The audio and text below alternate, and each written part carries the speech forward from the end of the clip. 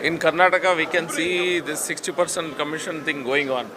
You can ask independently, you can ask any of the contractors. They're not able to do any work. Bills are not being passed.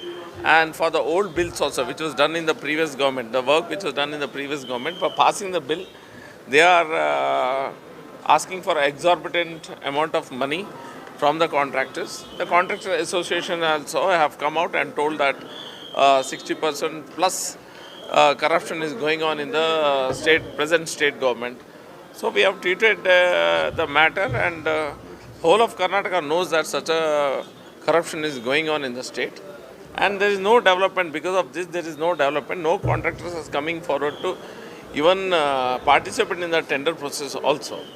But at the same time, we see that yesterday Justice Manmohan Committee has submitted a report, and the allegation was that 40% commission was taken during the time of the How do you see that report? Do you think that government is going to See, whatever the commission, whatever report they have placed, if there is something wrongdoing which has happened before, now, or after, whatever, the government is free to take action.